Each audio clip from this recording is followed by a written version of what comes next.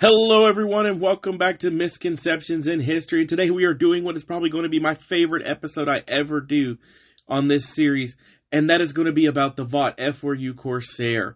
This aircraft has a very special place in my heart, and I think it's one of the most amazing fighters to come out of World War II.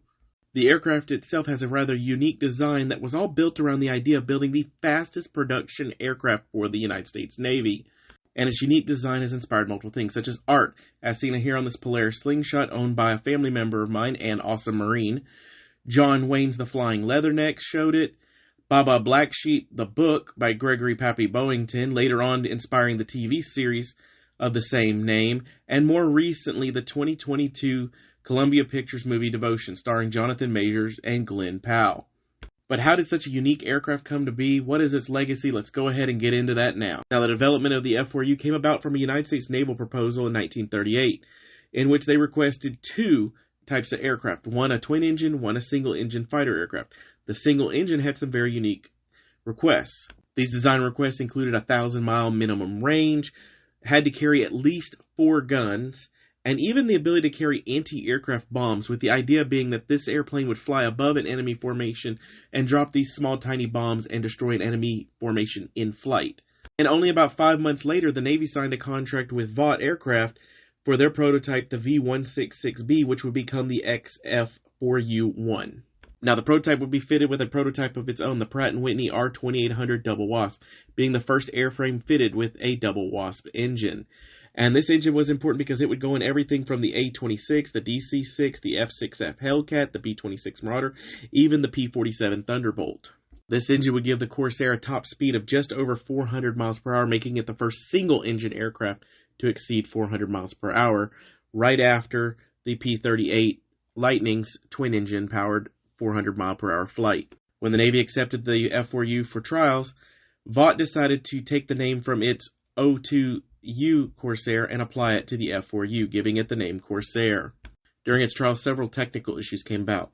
The bent wing design, which was actually designed to help incorporate its unique landing gear setup, actually negated any of the features such as drag reduction due to heavier weight. Because of the larger engine and more forward nose compartment of the aircraft, the cockpit was actually recessed farther back into the aircraft. That, combined with the birdcage-style canopy, reduced visibility, making carrier landings a bit difficult. Also, the cowl flaps, when opened during a landing, actually leaked oil onto the canopy, completely coating it and preventing any view during a landing. Because of these early issues, the F4U earned the nickname the Bent Wing Widowmaker.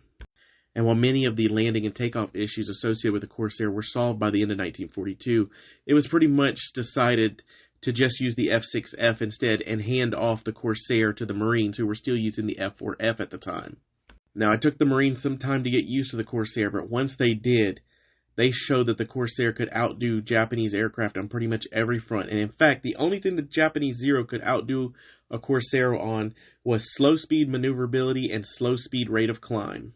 Now, it wouldn't take long for multiple Marine units to get multiple aces in their units. This included the famous VMF-214, Black Sheep featuring Major Gregory Boyington, but additionally you get units such as the VMF-124, VMF-215, the VF-17s, all had multiple aces using the F4U Corsair. One Marine in particular scored one of the most unusual kills of World War II, and that's Lieutenant R.R. Klingman, who, during pursuit of a Japanese twin-engine aircraft, actually had his guns jammed due to the high altitude and freezing temperatures, and because of that, he ended up ramming the Japanese aircraft with his Corsair and knocking only 5 inches off the end of his propeller, chopped up the enemy aircraft, and got a score on that one.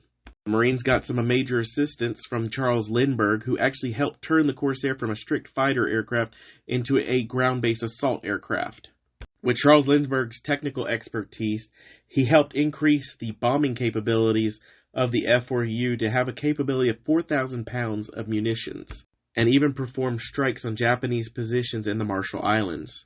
The Marines continued to add munitions, including rockets, napalm rounds, and just about anything you could think of that they could strap to a Corsair. The United States was not the only one to utilize the Corsair. The British, the Australians, and the New Zealanders all utilized the Corsair during World War II as a valuable weapon, especially in the Pacific. And this would not be the end of the service for the Corsair. During the Korean War, it became a valuable asset, especially taking on the Soviet Yakovlev Yak-9. Sadly, it wouldn't take long for the Corsair to be outmatched by the MiG-15. However, on September 10th, 1952, Marine Captain Jesse Fulmer managed to shoot a slow-moving MiG-15 that basically made the mistake of trying to outturn the Corsair, which at lower speeds the Corsair had much better maneuverability, and managed to down a MiG-15 with an F4U Corsair. Sadly, he was shot down only a few minutes later, but did manage to escape and was recovered. The rest of the Korean War, the Corsair would spend most of its time as a ground attack vehicle instead of trying to go air-to-air with vehicles such as the MiG, which is where the movie Devotion comes in, explaining the life of Ensign Jesse L. Brown and his role with the Navy's Corsair units. While the Korean War would be the end of service for the Corsair for the United States, it was not the end of the Corsair's legacy. Starting in the 1950s, the French actually became a huge fan of the Corsair.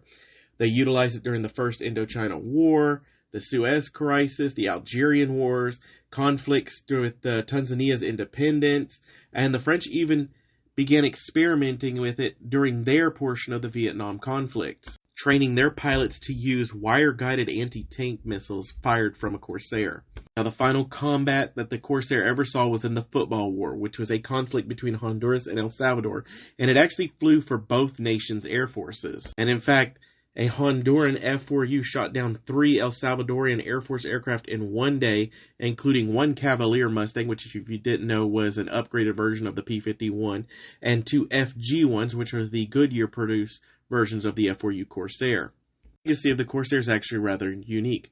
Goodyear tried to produce an upgraded and improved version of the Corsair known as the Goodyear F2G Corsair or Super Corsair. Now, the Super Corsair integrated a new, much more powerful engine and a bubble canopy for better visibility. Sadly, there were some issues during development, and only 11 were produced, with only 2 still in existence. The other legacy aircraft would be the LTV A7 Corsair II.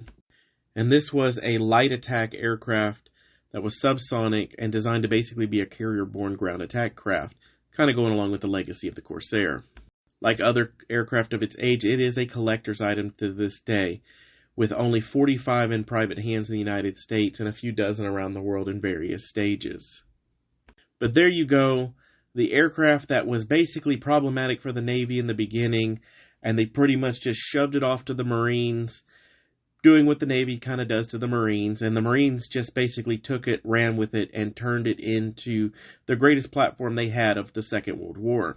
And because of that, it still holds a place in many Marines' hearts to this day, and probably will for future generations. But there you have it, a quick look at the F4U Corsair, its history, its development, and its legacy. I thank you for joining me, and I look forward to talking to you all on the next time.